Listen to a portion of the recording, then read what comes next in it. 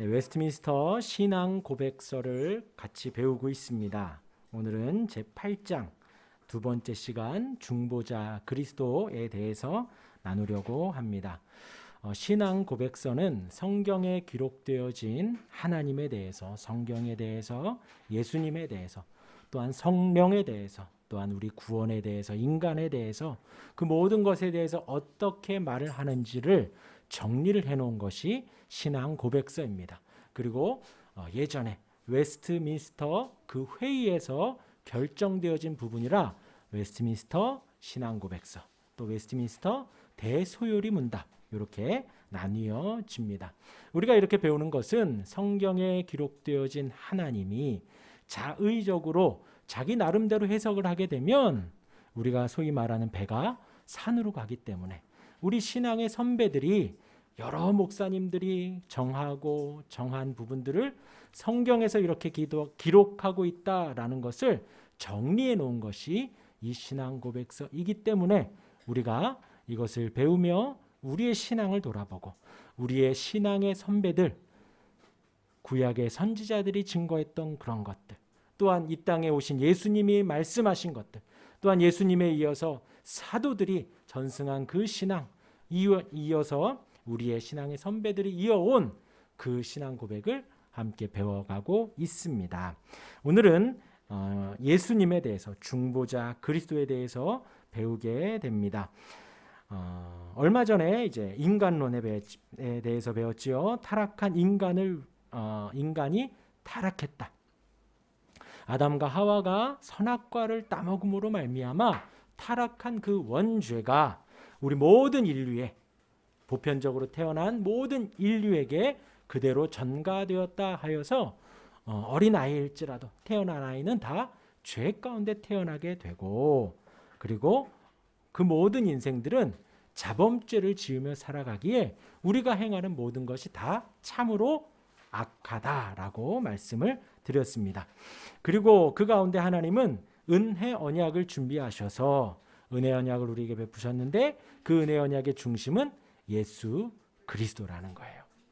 예수님이 그렇게 안 하셔도 되는데 하나님은 우리에게 언약을 주셨고, 그 언약은 예수님을 믿음으로 말미암아 하나님의 백성이 된다는 그 언약을 우리에게 하셨다라는 것이고, 그 언약의 중심이 되는 중보자 그리스도를 우리가 지금 두 번째 시간에 이어서 배우고 있습니다. 지난주에는 그리스도는 하나님이시다라고 하였습니다. 참 신이시고 참 사람이시다. 그리고 한 분 그리스도이시다라고 하면서 지난 2절에는 하나님의 아들은 삼위일체 중에 제2위로서 아버지와 동일한 신의 본체이시다라고 지난주에 말씀을 드렸습니다. 그래서 2위라는 것은 하나님이 제일 크고 높고 그 다음에 예수님이 그 다음 낮고 성령님이 낮다, 이것을 표현한 것이 아니라 하나님, 성부 하나님, 성자 하나님, 성령 하나님 다 삼위로 계시며 한 분의 하나님이신데 순서상에 하다 보니 성부 하나님, 성자 하나님 되어서 2위 하나님으로 하는 것이지 그분이 더 많고 적고 높고 낮음을 말하는 것이 아니다. 등수의 표현이다. 순서적으로 부르다 보니 그렇게 되었다라고 말씀을 드렸습니다. 그리고선 오늘 제 3절이 시작이 됩니다. 우리 3절 같이 읽어봅니다. 92페이지입니다. 제 3절 위에는 이와 같이 한번 같이 읽겠습니다. 시작. 이와 같이 신성과 결합된 인성을 소유하신 주님 예수께서는 성별되셨고 성령을 한량없이 받으셨는데 그의 안에 지혜와 지식의 모든 보화가 있었고 그 안에 모든 충만이 거하는 것을 아버지께서 기뻐하셨다. 그렇게 되신 목적은 그가 거룩하시고 악이 없으시고 더럽힘이 없으시고 은혜와 진리에 충만하셔서 중보와 보증의 직무, 실행의 철저한 자격을 갖추시려는 것이었다.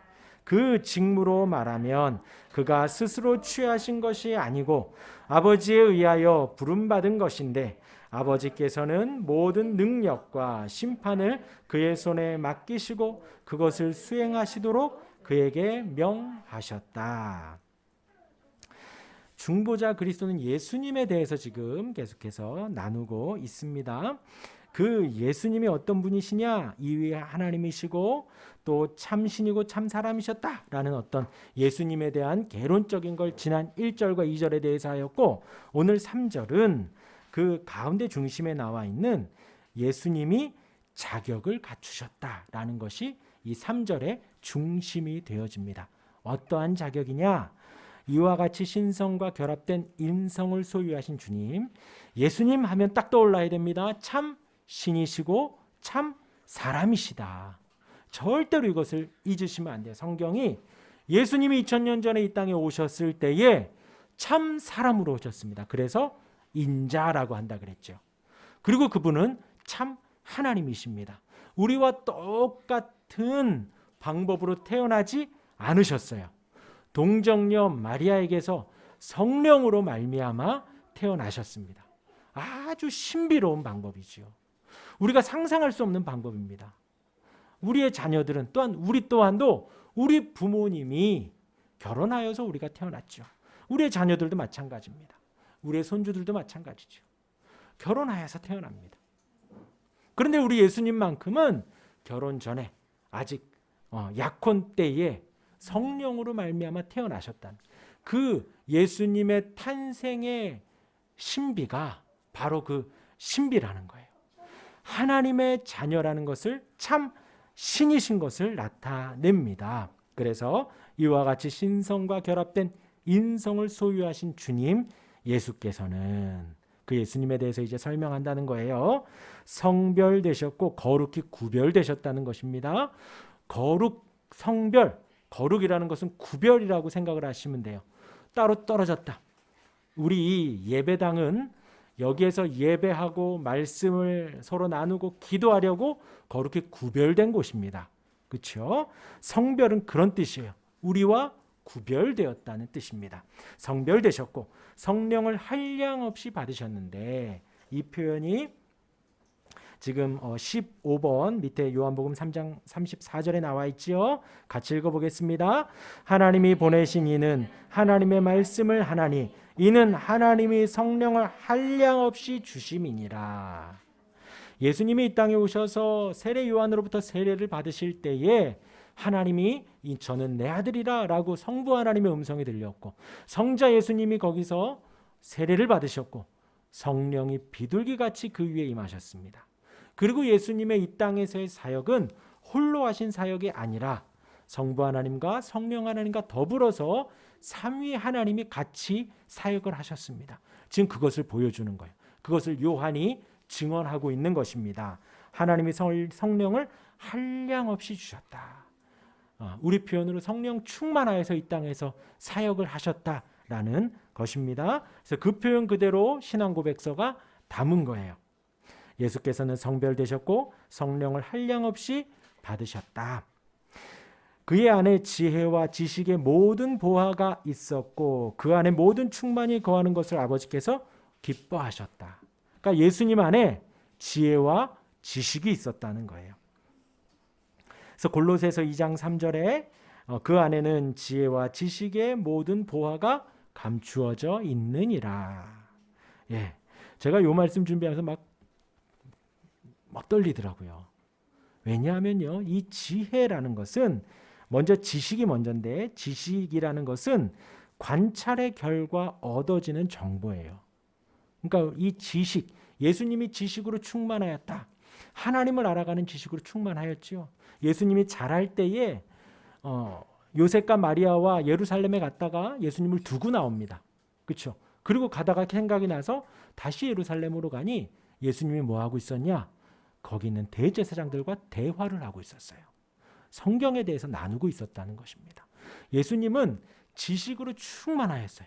성경의 지식으로 충만하였습니다. 관찰하여 얻어진 결과예요. 그러니까 우리가 성경을 공부하고 성경을 보면 성경의 지식을 얻는 것입니다. 우리는 이것에 열심을 내야 돼요.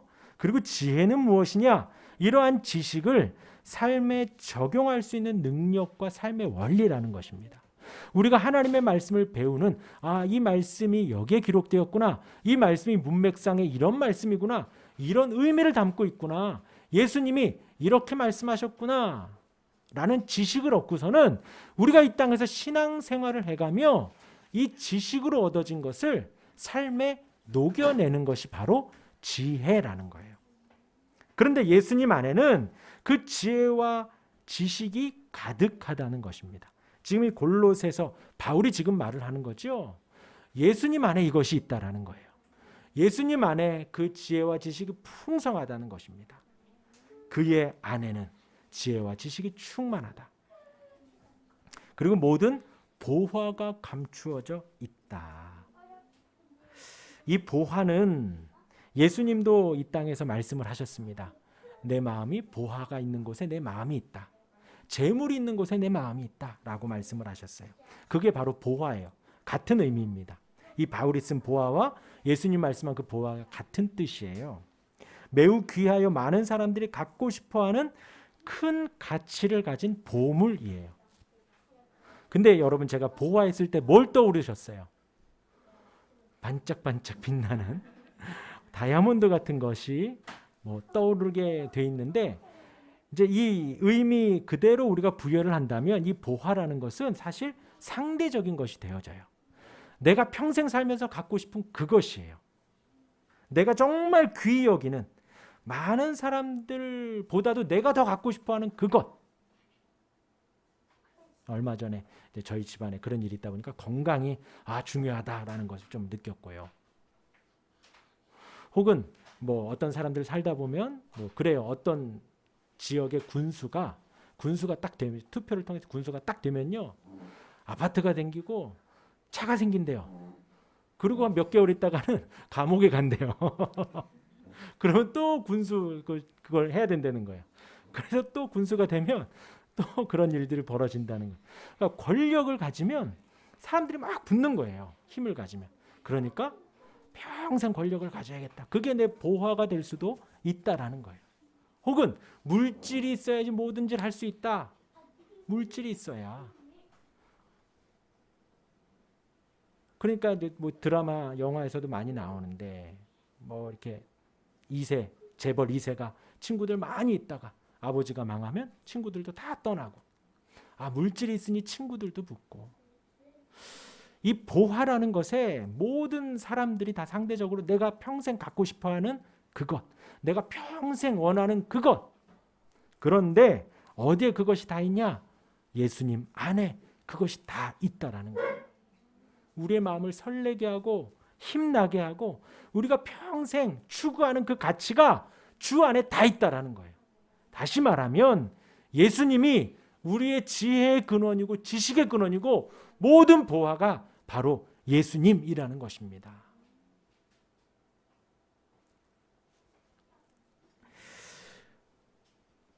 예수님이 다시 오심을 우리는 기다리고 고대하고 기다리는 거예요. 그래서 주님 어서 오시옵소서. 마라나타 어서 오시옵소서. 내일 말고 오늘 오시옵소서. 10년 후 말고 지금 오시옵소서. 그렇게 기다리는 사람들이 바로 그리스도인이에요. 왜냐하면 예수님이 지혜의 근본이시고 지식의 근원이시며 모든 보화이신 분이 바로 예수님이기 때문이에요. 그 예수님을 내가 평생 사모하고 기다리는 거예요. 그 예수님을 생각하면 내 마음이 막 설레는 거예요. 그 예수님이 성령을 한량없이 받으시고 그의 안에 지혜와 지식의 모든 보화가 있었고 그 안에 모든 충만이 거하는 것을 아버지께서 기뻐하셨다. 그렇게 예수님이 된 것을 하나님이 기뻐하셨다는 거예요. 이어서 그렇게 되신 목적은 그가 거룩하시고 아까도 성별되셨다 그랬죠? 같은 의미입니다. 거룩하시고 악이 없으시고 더럽힘이 없으시고 우리 예수님은 사람이시지만 하나님이십니다. 그렇죠? 하나님이시기 때문에 악이 없으셔요. 악이 없으셔요. 하나님은 선하십니다. 주는 선하시고 인자하심이 영원하다 우리가 찬양하죠. 선하셔요. 그렇기 때문에 악이 있을 수가 없어요. 없어요. 하나님은 선하시기 때문에. 하나님은 거룩하시기 때문에 죄가 있을 수 없습니다. 악이 없으시고 더럽힘이 없으시고 또 은혜와 진리에 충만하셔서 그래서 무엇을 하실 수 있냐? 시작. 중보와 보증의 직무에 철저한 자격을 갖추시라는 것이다. 중보, 다리를 놔준다는 거예요. 중간, 하나님과 우리 사이를 유일하게 이어주시는, 하나님과 우리를 주선해 주시는 그 중보의 역할. 예수님이 없으면 하나님께 나아갈 수 없습니다. 없습니다. 절대로요. 예수님의 이름을 의지하여 우리가 하나님께 나아갈 수 있는 거예요. 예수님 없이 하나님 앞에 나아가면 죽어요. 가인과 아벨에서 제가 말씀을 드렸습니다. 가인은 자신의 소산으로 예배를 했어요. 아벨은 어린 양을 잡아 예배를 했습니다. 하나님이 아벨의 제사 받으시고 가인의 제사 받지 않으셨어요. 물론 그 부차적으로 아벨과 가인의 삶도 제가 말씀을 드렸지만 우선적으로 아담과 하와로부터 배운 하나님께 나아갈 때는 양을 잡고 피를 내어 생명을 내어 하나님께 나아가야 된다. 중보하시는 그 제물이 있어야 된다라는 것을 아담과 하와로부터 가인과 아벨은 충분히 배웠을 거라는 것이죠.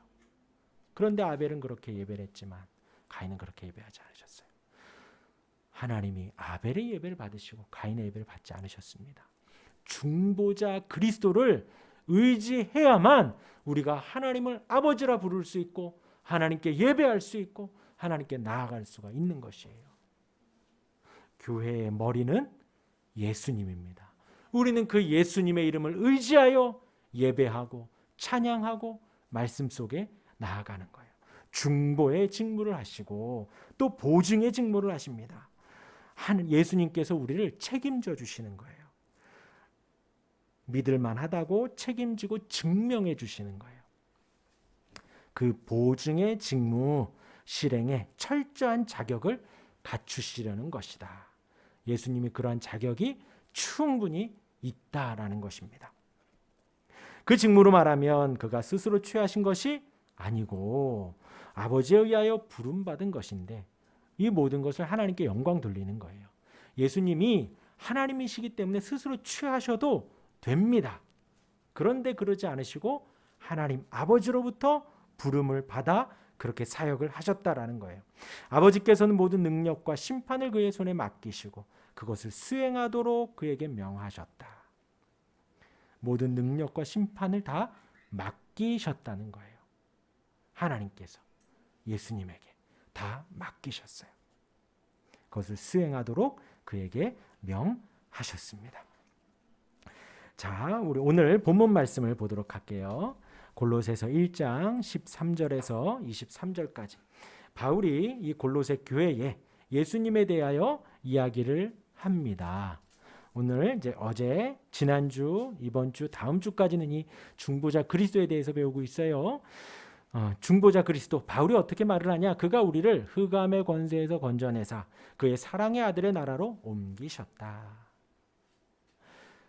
우리의 본래의 모습을 우리가 절대로 잊어버리면 안 됩니다. 나 같은 죄인 살리신 주 은혜 놀라와 이 고백이 평생 있어야 되는 거예요. 우리가 신앙생활하고 말씀을 배우다 보면은 잊어버릴 수 있어요. 그 은혜 아래 평강을 쫓아 살아가고 주 안에서 행복을 쫓아 살아가고 주님을 바라는 소망을 향해서 나아갈 때 우리는 악하기 때문에 부족하기 때문에 내가 죄인이었나? 내가 죽었었나? 잊어버릴 수 있습니다. 오늘 여기 말하는 대로 우리를 흑암의 권세에서 건져내 주셨다는 거예요. 예수님이 죽은 우리를 살려주셨다는 것입니다. 예수님이 우리가 본래 어디 있어요? 흑암의 권세 아래 있었는데 예수님이 우리를 건져 주신 거예요. 그의 사랑의 아들의 나라로 옮기셨다. 너무나도 감사하지요. 우리가 어디로 옮겨졌어요? 사랑의 아들의 나라, 주님의 나라, 하나님의 나라로 옮겨졌습니다. 그 아들 안에는 우리가 속량 곧 죄사함을 얻었도다. 죄사함을 얻었습니다. 용서함을 받았습니다. 너무나도 감사한 거예요. 하마터면 우리가 죄 용서를 받지 않으면 우리가 그 죄 속에서 정죄받고 지옥 가운데 주님과 멀어져 살 수밖에 없는데 용서함을 받았다는 거예요. 그는 보이지 아니하는 하나님의 형상이시요 모든 피조물보다 먼저 나신 이시니 만물이 그에게서 창조되되 하늘과 땅에서 보이는 것들과 보이지 않는 것들과 혹은 왕권들이나 주권들이나 통치자들이나 권세들이나 만물이 다 그로 말미암고 그를 위하여 창조되었고. 우리 예수님이 바로 이런 분이시라는 거예요. 하나님의 형상이십니다. 모든 피조물보다 먼저 계셨습니다. 말씀으로 창조하셨죠. 만물이 그에게서 창조되었습니다. 단순히 예수님이 2000년 전에 태어나신 어떤 성인이나 어떤 선지자가 아니라는 거예요. 하나님이십니다. 만물이 그로 말미암아 창조되었다는 거예요. 우리 주님이 만물을 창조하셨다는 거예요. 하늘과 땅에서 보이는 것들, 보이지 않는 것들 다 창조하셨다는 것입니다. 왕권도 창조하셨고 주권도 창조하셨고 통치자들도 권세들도 다 창조하셨다는 거예요.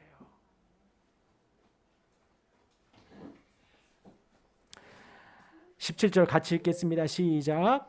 또한 그가 만물보다 먼저 계시고 만물이 그 안에 함께 섰느니라. 우리가 바라는 모든 만물보다도 우리가 믿는 그 예수님이 먼저 계셨다는 거예요. 우리 18절이요. 시작. 그는 몸인 교회의 머리시라. 그가 근본이시요 죽은 자들 가운데서 먼저 나신 이시니 이는 친히 만물의 으뜸이 되려 하심이요. 할렐루야. 교회의 머리셔요. 머리. 그냥 뭐 보고 듣고 맛보는 머리로서가 아니라 가장 중요한 머리라는 것입니다.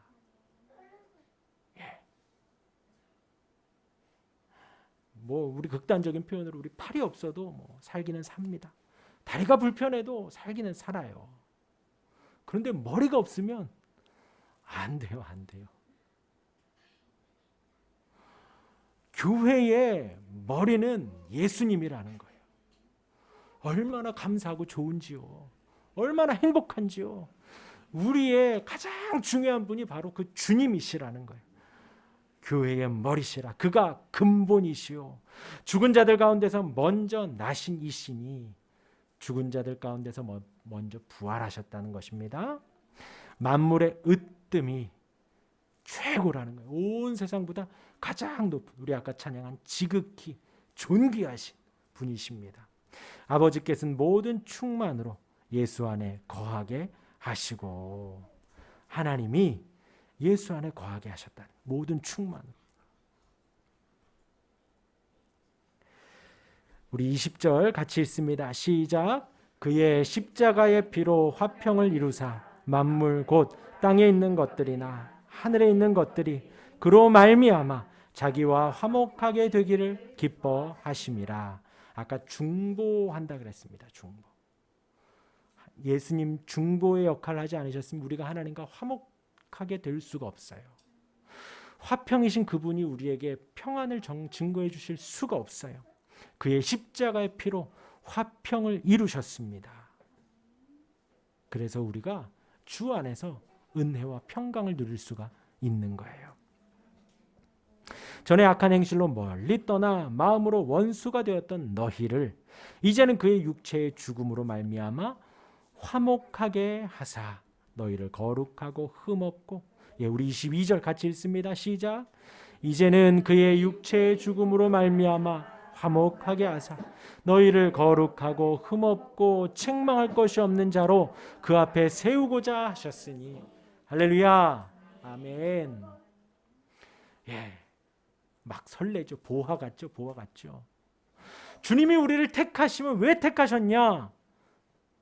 우리가 육체의 죽음으로 없어질 수밖에 없었는데 화목하게 하셔서 우리를 거룩하고 흠없고 책망할 것이 없는 자로 만들어 내시기 위해서 우리를 택하셨다는 거예요. 정말 믿을 수 없습니다. 아까 성별되었다, 거룩하였다 누구에게 대입했죠? 예수님이 그렇다 그랬어요. 예수님이 성별되었고 예수님이 거룩하였다. 그런데 주 안에 있는 우리조차도 주님이 거룩하고 흠없고 책망할 것이 없는 자로 하나님 앞에 세우려고 우리 주님이 십자가에 피를 흘리시고 죽으셨다라는 거예요. 놀랍습니다. 놀라워요. 믿을 수 없어요. 그런데 믿을 수 없는 것은 사실 우리 주님 안에 있는 모든 게 믿을 수 없어요. 아까 말씀드렸어요. 예수님이 어떻게 태어나셨다고요? 동정녀 마리아에게서 성령으로 말미암아 태어나셨어요. 예수님의 탄생도 놀랍습니다. 예수님이 이 땅을 사시면서 33년을 사시면서 죄가 없으셨어요. 그것도 놀라워요. 죄 없으신 분이 모욕당하시고 저주 막 사람들에게 손가락 당하시고 그리고 불법으로 잡히셨어요. 그리고 그때 당시에도 십자가형은 사실 잘 하지 않았는데 예수님에게 십자가형이 내려지고 십자가에 죽으셨습니다. 그리고 3일 만에 살아나셨어요. 그 모든 게 믿을 수 없습니다. 그런데 그렇게 하심이 누구 때문이냐? 저와 여러분들, 주의 택한 백성들을 위하여, 주의 택한 백성들을 흑암의 권세에서 건져내시고 하나님과 화평을 이루게 하시고 이 땅에서는 거룩하게 하시고 흠없게 하시고 책망할 것이 없는, 책망할 것이 하나도 없는 그러한 존재로 우리 앞에 세우고자 하셨다는 거예요. 만일 너희가 믿음에 거하고 터 위에 굳게 서서 너희들은 마 복음의 소망에서 흔들리지 아니하면 그리하리라. 오늘 새벽에 제가 믿는 도리를 굳게 붙들라 그랬어요. 그 믿음의 소망에서 흔들리지 아니하면 굳게 붙들라는 거예요. 그리하면 이 복음은 천하 만민에게 전파된 바요 나 바울은 이 복음의 일꾼이 되었다. 그렇게 우리를 만들어 가시는데 그 복음 안에서 바울이 일꾼이 되었다라는 말씀으로 마무리가 되어집니다. 다시 우리 책으로 넘어오겠습니다. 우리 93페이지 이제 3절 봤고요. 우리 4절. 4절은 그 예수님 자격을 갖추신 그 예수님이 어떠한 분이셨는지 예수님의 비하와 승기, 낮아지심과 높아지심을 4절에서 기록을 하고 있습니다. 쭉 읽으면요 제가 따로 설명할 필요가 없는 부분이에요. 4절은 우리 한번 천천히 93페이지 제4절 같이 읽어보겠습니다. 시작. 이 직분은 주님 예수께서 자원하시는 마음으로 받으셨는데 그는 이 직분을 실행하시기 위하여 율법 아래 나셔서 율법을 완성하셨으며 친히 그의 영혼 속에 극도의 고뇌를 견디셨고 그의 몸에도 극도의 고난을 당하셨으며 십자가에 못 박히시고 죽으셨다. 그는 장사 지낸 바 되시어 죽음의 권세 아래 머물렀었는데도 썩지 않으셨다. 제3일에 그는 죽은 자 가운데서 부활하셨는데 그가 고난 당하셨던 동일한 몸으로 일어나셨으며 같은 몸으로 하늘에 오르셨으며 그 아버지의 우편에 앉으셨으며 대신 강구하시며 세상 끝에 인류와 천사들을 심판하시려고 다시 오실 것이다. 아멘. 예. 그렇게 어려운 부분 없죠. 먼저 예수님께서 자원하시는 마음으로 받으셨다. 아까 그랬습니다. 예수님이 자의적으로 한 게 아니라 아버지의 부름에 의해서 그렇게 됐고요. 아버지의 부름으로 말미암아 예수님이 이 땅에서 살아가시는데 그것이 수동적이지 않다라는 거예요. 예수님의 사복음서에 나와 있는 행적도 능동태로 다 나와 있습니다. 마귀들에게 시험 받으실 때도 그렇고요. 또 공생의 사역을 시작하시며 십자가에 지실 때도 다 능동태로 사용이 돼요. 그래서 자원하는 마음으로 받으셨고요. 그는 이 직분을 실행하시기 위하여 율법 아래 나셔서 율법을 완성하셨다. 그러니까 이 말씀이요. 사실 우리 사람들에게는 별 그게 말이 안 돼요. 우리도 한국인이기 때문에 한국의 법을 받고 살아갑니다. 그렇죠? 그런데 이 율법 아래 나셔서 율법을 완성하셨다. 우리 사람에게는 별일이 아닌데 왜 이것이 예수님에게 되게 낮아지심의 상징으로 나와 있냐? 예수님은 하나님이시기 때문에 율법이 선포될 때, 모세에게 이야기할 때, 혹은 성경에 기록되어진 모든 것이 다 예수님으로 말미암아 기록되었다는 거예요. 그러니까 율법의 창시자, 이 법의 입법자가 누구시냐? 바로 예수 그리스도라는 것입니다. 주님이 법을 만드셨는데, 그러니까 그 법을 무시하실 수도 있는데 그 법 아래에 태어나셨고 그 법을 다 준행하시고 완성하셨다는 거예요. 그러니까 스스로 낮아지셨다는 것이죠. 언약 말씀드릴 때도 말씀을 드렸어요. 주님이 하나님이 굳이 안 그러셔도 되는데 우리에게 낮아지심으로 언약을 체결하셨다는 거죠. 우리는 정말 무능하고 연약한데 전능하고 완전하신 그분이 우리와 약속을 하셨어요.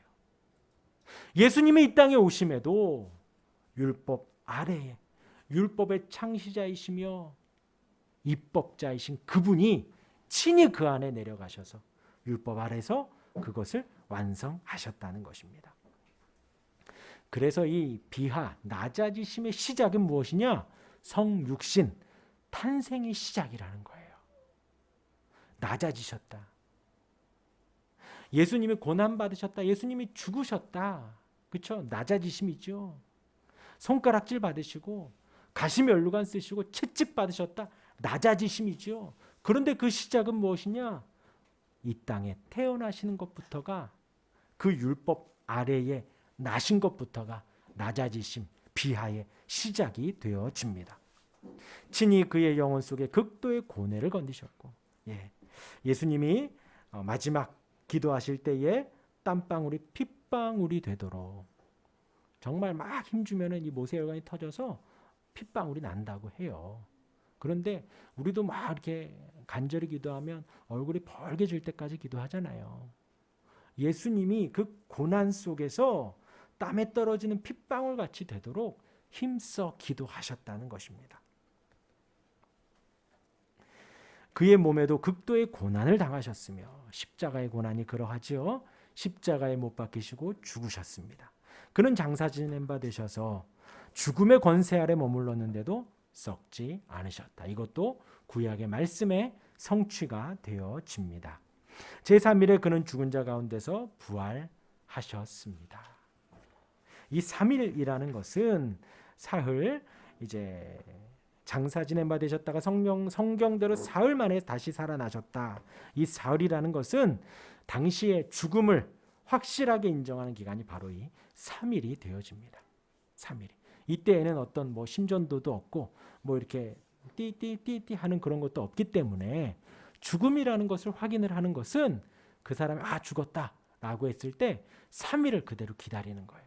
그럴 때 확실히 죽었다. 그 죽음을 인정하는 기간이 3일이고, 또한 예수님의 죽으심과 안식 후 첫날 그 부활절을 기념하시기 위해서 3일 만에 태어났다라고 하는데, 어떤 확실하게 3일 만에 났다라는 것을 말하지는 않지만 이러한 어떤 부분으로 이야기를 하게 되어집니다.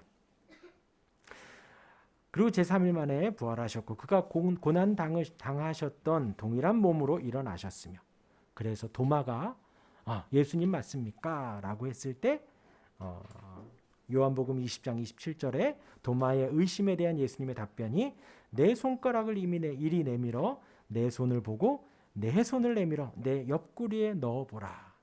옆구리의 창자국에 넣어보라는 거예요. 왜 예수님이 그 모습 그대로 부활하셨을까요? 제자들에게 지금 이렇게 보여주시려고 그랬던 거예요. 제자들이 3일 동안 쫓아다녔던 그분이 눈앞에서 손과 발에 대못이 박혔어요. 허리에 큰 창자국이 났습니다. 머리에 가시면류관 자국이 났어요. 그분이 죽으셨다가 부활하셨습니다. 그런데 어떤 깨끗한 몸으로 했다라고 하면 다른 분이구나 라고 의심할 수 있으니 그 죽으셨던 그 모습 그대로 다시 살아나신 거예요. 그 모습으로 하늘에 오르셨고 아버지의 우편에 앉으셨고 대신 간구하시며, 제가 여러 번 말씀드렸습니다. 우리 주님 예수님은 이 땅에 안 계십니다. 우리와 함께 계신 분은 성령 하나님이십니다. 예수님은 지금 하나님 보좌 우편에서 우리를 위하여 대신 간구하고 계셔요. 세상 끝에는 인류와 천사들을 심판하시려고 다시 오십니다. 모든 권세를 그분이 갖고 갖고 계셔요. 그래서 모든 영광과 권세와 모든 영광 주님께 올려드리는 거예요. 한 가지만 말씀드리고 마치면요. 도마가 그렇게 의심을 했죠. 예수님이 그 도마에게 이렇게 말씀하셨습니다. 내 옆구리에 넣어보라. 그리하여 믿음 없는 자가 되지 말고 믿는 자가 되라. 그리고 덧붙이시기를 너는 봄으로 믿느냐? 보지 않고 믿는 것이 복되다 그랬어요. 근데 베드로전서 1장 8절에 우리가 보지 못하나 사랑하는도다. 베드로가 교회에다가 그렇게 이야기를 해요. 우리가 참 복되다는 거예요. 보지 않고 믿으니 믿어지니 얼마나 복되니. 성경을 보고 성령 하나님의 가르침 받아요. 우리가 예수님을 본 적은 없지만 나의 구주가 되심을 믿는 거예요. 온 세상의 심판의 주이심을 우리가 믿는 거예요. 우리가 믿는 그 예수님이 만물을 창조하셨고 지금도 다스리고 계심을 우리가 보지 못했지만 믿는 것입니다. 할렐루야. 아멘. 그리고 지금 우리를 위해서 간구하고 계십니다. 예, 이렇게 말씀을 마치고요. 95페이지 이해를 위한 질문 꼭 한번 풀어보시기를 바랍니다. 그 중에서 이제 나눔과 적용을 위한 질문에 2번에 보면요. 예수님께서 인성을 입으신 것이 우리에게 어떤 유익이 있겠습니까? 한번 생각을 해보세요. 어떤 유익이 있을까요? 참 하나님 신성을 입으셨어요. 그리고 참 사람이신 인성을 입으셨습니다. 어떤 유익이 있겠습니까? 요즘 히브리서 말씀 묵상하고 있죠. 히브리서에 나와 있습니다. 인성을 입으신 것이 우리에게 어떤 유익이 있습니까? 우리를 동정하시고 우리를 체휼하신다. 옛날 성경에는 체휼이라고 나왔고 지금은 동정이라고 나와요. 근데 성경에서의 동정은요. 이게 동사예요. 동사. 행함이 있는 동정입니다. 단순히 불쌍해 보이니까 불쌍하다 동감하는 것으로 끝나는 게 아니라 그 불쌍함을 생각하고 고민해서 도와주는 것까지가 동정입니다. 누가 우리를 동정해요? 주님이 우리를 동정하실 수 있어요. 왜요? 참 사람으로 이 땅에서 33년을 사셨거든요. 그러기에 우리의 어려움과 우리의 연약함과 우리의 부족함을 다 아셔요. 우리가 하나님께 고하는 모든 갈등과 어려움들 다 아셔요. 근데 우리는 본능적으로 생각을 해요. 아이고 주님 앞에 내가 한없이 부족한데 어떻게 주님께 나아가냐고, 어떻게 기도하냐고. 괜찮아요. 우리 주님이 이 땅에서 우리의 모든 걸 다 알고 이해하셔요. 우리가 기도하는 거 전혀 우리가 하나님이 모르시지 않습니다. 그것이 뭐 어린애와 같은 간구일지라도 어떤 고상한 간구일지라도 상관없어요. 우리 주님은 지금 나의 모든 생활과 환경을 알고 이해하셔요. 완전한 사람이시기 때문에 우리의 모든 것을 아신다는 겁니다. 그래서 우리가 기도하면 주님이 다 들으시고 이해하시고 우리를 동정하시고 우리를 도와주십니다. 아멘.